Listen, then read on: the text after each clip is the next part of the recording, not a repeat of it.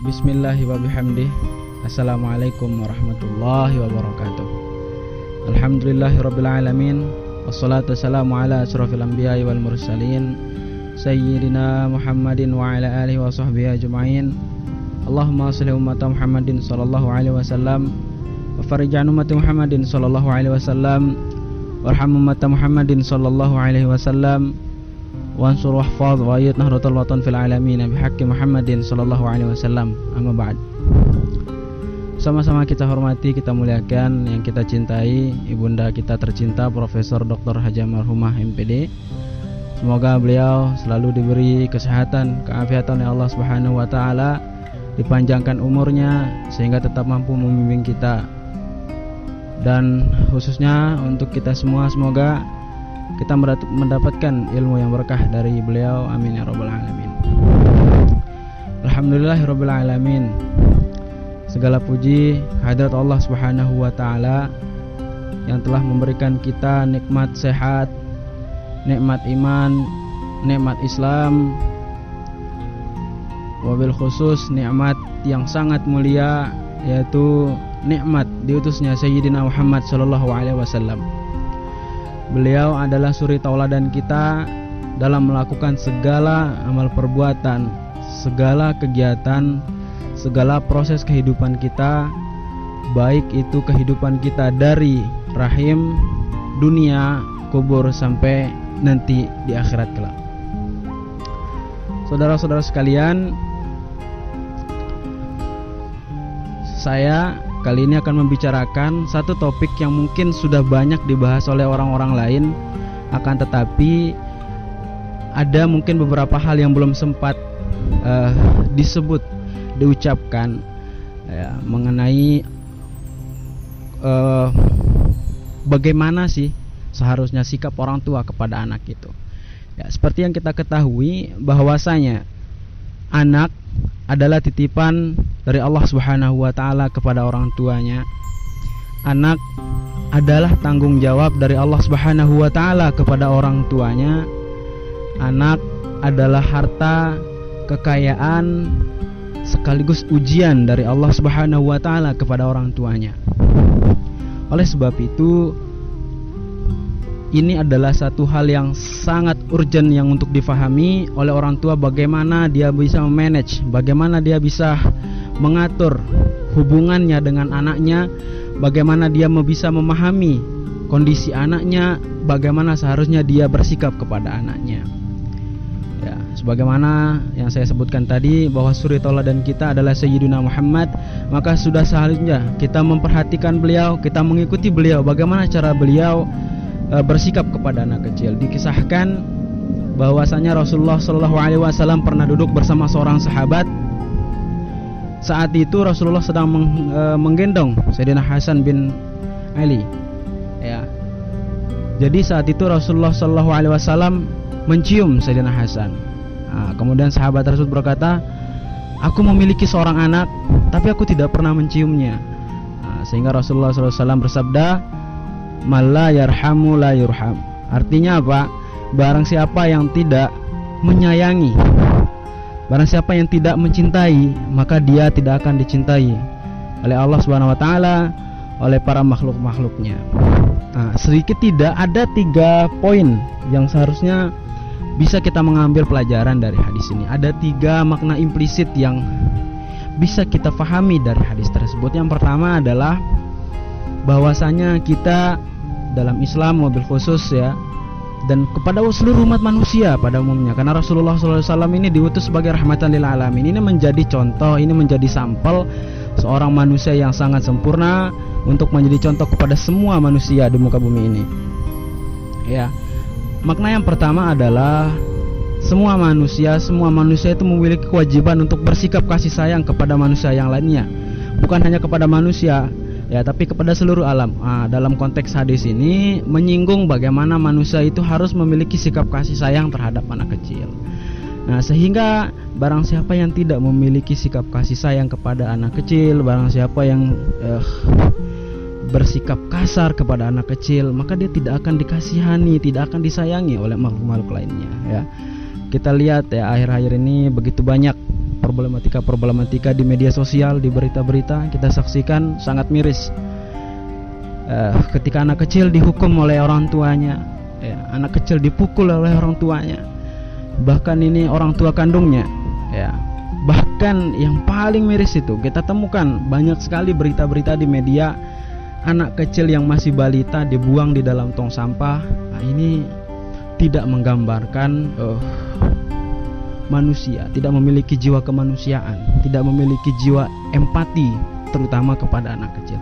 Nah, sehingga Rasulullah SAW menyatakan orang yang berperilaku seperti itu, orang yang bertingkah laku seperti demikian, dia tidak akan pernah mendapat kasih sayang dari orang lain.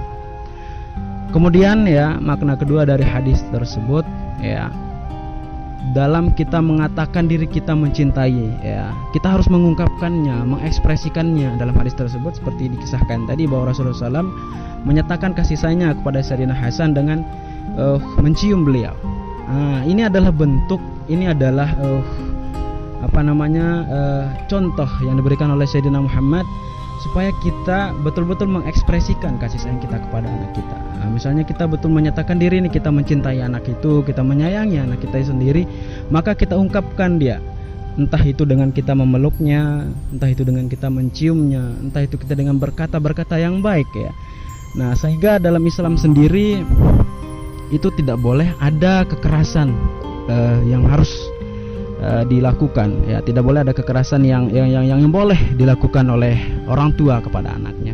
Kekerasan itu entah itu kekerasan yang berbentuk fisik atau kekerasan yang berbentuk non fisik, ya. Kekerasan fisik misalnya ketika seorang anak melakukan sebuah kesalahan, ya, apalagi itu menyentuh ranah-ranah syariat, ya, kemudian anak tersebut dipukul di daerah-daerah yang membuat dia itu akan menjadi cacat, di matanya misalnya, di kemaluannya misalnya, ya, atau di dadanya. Nah, ini kan membuat anak-anak itu nanti akan menjadi cacat. Ini tidak boleh.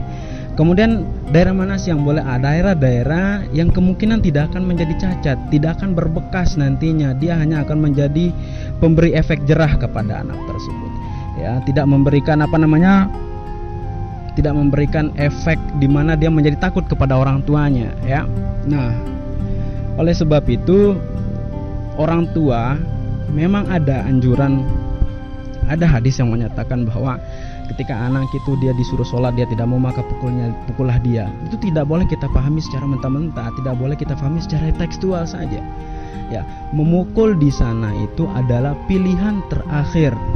Ya, ini harus diperhatikan. Sebagai orang tua, ya, memukul anak ketika dia melakukan sebuah kesalahan ini adalah pilihan terakhir, bukan pilihan pertama. Meskipun dia melakukan kesalahan yang sangat besar, nasihati dia, beri dia kasih sayang, ya, beri dia contoh yang baik, gitu, ya. Sebagai orang tua kita harus bisa merangkul dia. Memukul itu pilihan terakhir ketika dia memang anak yang sangat sulit untuk diberitahu, sulit untuk dinasihati. Itu baru pilihan terakhir. Kalau memang sudah tidak ada jalan, baru kita pukul dia. Itu pun memukulnya itu di tempat-tempat yang tidak mungkin dia akan menjadi cacat. Mungkin di kakinya, ya, di telapak kakinya, di betisnya mungkin, ya, daerah-daerah seperti itu. Maka itu boleh, silakan dipukul, asalkan kedepannya si anak ini betul-betul memiliki rasa efek jerah. Nah, itu dia. Kemudian bentuk kekerasan non fisik, ya, bentuk kekerasan non fisik yang kerap sekali kita temukan ini dalam kehidupan kita sehari-hari, ya, seperti orang tua memarahi anaknya di tengah-tengah orang ramai. Nah, ini salah satu adab yang tidak baik, ya. Oke lah, mungkin dia melakukan sebuah kesalahan.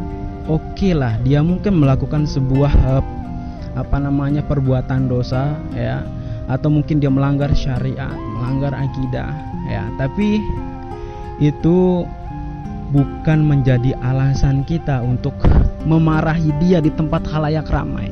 Nah, ini tidak boleh. Kenapa? Karena ini akan nanti berpengaruh kepada mentalnya dia. Dia akan menjadi malu di depan orang lain. Dia akan menjadi orang yang mungkin insecure ketika melakukan sesuatu. Dia akan menjadi orang yang introvert, yang mengurung diri. Ini yang tidak boleh ini. Mengarah kepada psikologi seperti itu. Kenapa? Karena orang-orang yang memiliki jiwa hidup hanya untuk dirinya sendiri, memiliki jiwa sosial yang kurang, ya, maka kedepannya nanti dia itu akan sulit bisa berinteraksi dengan orang-orang di sekitarnya, sulit bisa bermanfaat kepada orang lain, ya. Padahal Allah Subhanahu wa taala menekankan khairan nas anfa'uhum linnas. Barang siapa ya sebaik-baik manusia di muka bumi ini, sebaik-baik umat Sayyidina Muhammad, sebaik-baik manusia, ya, mereka yang bermanfaat kepada manusia yang lain. Nah, bagaimana kalau anak kecil, anak kita sendiri itu memiliki jiwa yang seperti tadi itu, tidak ada jiwa sosialnya, ya, karena dia sudah takut, sudah malu gara-gara dimarahi oleh orang tuanya di tempat umum. Nah, ini yang kita harus hindari sebagai orang tua. Kemudian seperti mengatai anak-anak dengan kata-kata yang tidak pantas, kata-kata jelek dengan umpatan. Nah, ini kan contoh ini. Nah, ketika dia melakukan kesalahan, ya, karena anak masih kecil itu dia cepat merekam apa yang dia dengarkan, apa yang dia lihat, bahkan dia itu cepat mempraktikkan ulang. Nah, ini yang bahaya, ini yang kita jaga ini ke depannya. Sehingga takutnya nantinya ketika dia melihat adiknya, mungkin dia punya adik, ya, dia lihat adiknya atau dia lihat sepupunya atau lihat kawan karibnya melakukan sebuah kesalahan, kemudian dia mengumpatnya. Nah, ini yang tidak boleh. Ini contoh-contoh seperti ini tidak boleh dilakukan oleh orang tua, ya, supaya anak-anaknya ini tidak mengikuti mereka. Jadi orang tua itu memperingati dengan kasih sayang, seperti yang saya ucapkan tadi, memberikan contoh yang baik, tidak usah mengeluarkan kata-kata umpatan seperti itu, ya. Kemudian selain memarahi dengan kata-kata yang keras, kata-kata yang keji, kata-kata yang sifatnya mengumpat dalam tanda kutip, ya, kekerasan fisik juga bisa seperti menekan anak, memaksakan dia mengerjakan sebuah pekerjaan yang mungkin tidak cocok untuk dia, dan itu nanti ditekankan kepada mentalnya. Mentalnya itu dapat terganggu sehingga dia tidak hormat lagi kepada orang tuanya. Ini yang bahaya. Kita lihatlah kemampuan anak sampai mana, kita lihat dia situasinya, kondisinya seperti apa, ya. Jangan sampai nanti kedepannya anak ini mentalnya kurang dan takzim kepada orang tuanya, takzim kepada orang-orang yang lebih dewasa itu tidak ada. Ini yang kita takutkan. Auzubillahi min dzalik. Memang kalau kita melihat fenomena saat ini, ya, banyak hal-hal yang mungkin tidak seharusnya dilakukan oleh orang tua, ya, bahkan orang tua bingung bagaimana cara mereka menasihati anaknya, bagaimana seharusnya mereka merangkul anaknya, ya, apalagi ya menariknya ketika kita melihat ketika anak kecil itu menangis, anak kecil itu merengek, ya, yang seharusnya yang dia butuhkan itu adalah kasih sayang orang tuanya, yang dia butuhkan itu adalah rangkulan dari orang tuanya, ya, yang dia butuhkan itu adalah cinta dari orang tuanya. Tapi sebaliknya apa? Anak kecil kadangkala dimarahi ketika dia menangis, ya. Makanya Rasulullah SAW pernah menyatakan bahwa tangisannya seorang anak itu memang akan memancing kemarahan dari ibunya, ya. Ini sudah digambarkan oleh Rasulullah SAW. Nah, ini adalah salah satu bentuk sindiran seharusnya, supaya bagaimana orang tua itu bisa lebih mencintai anaknya. Anak menangis itu butuh kasih sayang, anak menangis itu dia butuh kelembutan, bukan seharusnya dimarahi. Nah, sehingga ketika orang tua ini memarahi, si anak menangis lagi, merengek lagi, ya, kehabisan akal. Yang ada orang tua terkadang memberikan mereka gadget. Orang tua memberikan mereka memainkan peralatan-peralatan teknologi yang seharusnya belum waktunya mereka menyentuhnya, ya. Makanya kita nggak heran yang kita lihat di media sosial itu anak-anak kecil sudah hebat joget, ya, sudah hebat menggunakan aplikasi-aplikasi yang lip sync seperti itu, menari dan lain sebagainya, karena mereka melihatnya di media, ya. Mereka melihat contoh-contoh yang ada ya, dengan pakaian yang seperti itu, tapi orang tua memberikannya saja seperti itu ya. Orang tua seperti acuh tidak acuh, karena mereka bingung ya, mereka bingung menghadapi anak yang menangis dan lain sebagainya tadi, sehingga solusinya adalah handphone. Anak itu memainkan handphone, membuka apapun yang ada di media sosial dan lain sebagainya, kemudian mereka mengikuti ya. Maka jangan salahkan nanti ke depannya anaknya ini nanti memiliki watak yang tidak lebih baik dari apa yang dia lihat di dalam media sosial itu. Salahnya siapa? Ya orang tua sendiri di sana ya. Ini salahnya orang tua. Oleh sebab itu ya, saudara-saudara sekalian ya, dalam kita, sekali lagi saya tekankan, dalam kita betul-betul mendidik anak ya, dalam kita mendidik anak, dalam kita menjadi sosok orang tua, menjadi sosok orang yang sangat mencintai ya, maka seharusnya kita itu betul-betul memberikan kasih sayang ya, seperti yang saya jelaskan tadi. Tidak perlulah kita menggunakan kekerasan itu pilihan terakhir ya, dan apabila pun akan hendak mukulnya jangan sampai berbekas, jangan sampai menimbulkan kecacatan pada diri anak tersebut. Mungkin itu saja yang bisa saya sampaikan. Lebih kurangnya mohon maaf ya. Sekian, wallahul muwaffiq wal hadi ila sabilir rasyad. Wassalamualaikum warahmatullahi wabarakatuh.